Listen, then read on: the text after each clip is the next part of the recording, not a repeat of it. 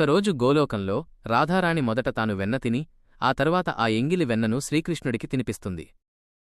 దీనిని చూసి శ్రీధామ అనే భక్తుడికి చాలా కోపమొచ్చింది. అతను, మా ప్రభువుకు మీరు ఎంగిలి వెన్న తినిపిస్తారా?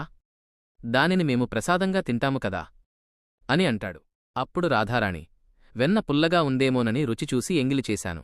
కన్హా పట్ల నాకున్న ప్రేమ ఇదే అని సమాధానమిచ్చింది. కాని శ్రీధాముడు, ప్రేమ కంటే భక్తి గొప్పది. ఈ రోజు నేను దీనిని నిరూపిస్తాను అని సవాలు చేశాడు.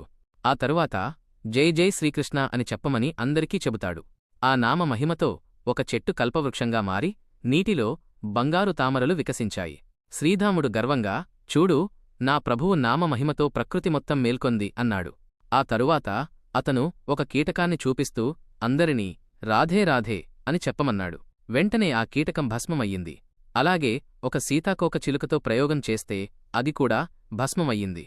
అప్పుడు శ్రీధాముడు, చూడండి, రాధేనామం జపిస్తే నాశనం తప్పదు. కాబట్టి శ్రీకృష్ణుడి ముందు రాధానామం తీసుకోకూడదు అని చెప్పి కృష్ణుడిని ఇలా అడిగాడు. ప్రభూ, ఇప్పుడు మీరే చెప్పండి, భక్తి గొప్పదా లేదా ప్రేమ గొప్పదా?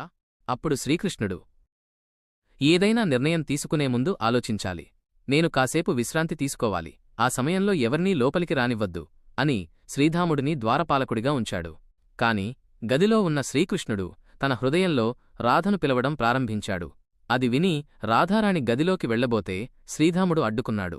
నన్ను లోపలికి రానివ్వండి, కృష్ణుడు నన్ను పిలుస్తున్నాడు అని రాధ వేడుకుంటూ లోపలికి అడుగుపెట్టింది. ఆగ్రహించిన శ్రీధాముడు, నువ్వు శ్రీకృష్ణుడిని మర్చిపోయి ఈ గోలోకాన్ని వదిలి 100 సంవత్సరాలపాటు భూలోకంలో గడపాలి అని రాధను శపించాడు. అంతలోనే అక్కడికి ఒక దివ్యమైన అమ్మాయి వచ్చింది. ఆమె అందరితో, మీరంతా రాధే రాధే అని అనడం వల్ల నేను కీటక జన్మ నుండి విముక్తి పొంది సీతాకోక చిలుకగా మారాను. మళ్లీ ఆ నామస్మరణతోనే ఇప్పుడు మానవ జన్మను పొందాను. 84 లక్షల జీవరాశులను దాటాల్సిన నేను కేవలం 2 సార్లు రాధేనామం వినడం వల్లే ఇలా మోక్షం పొందాను అని చెప్పింది. ఈ మాటలు వినగానే శ్రీధాముడి కళ్లనుండి కన్నీళ్లు వచ్చాయి.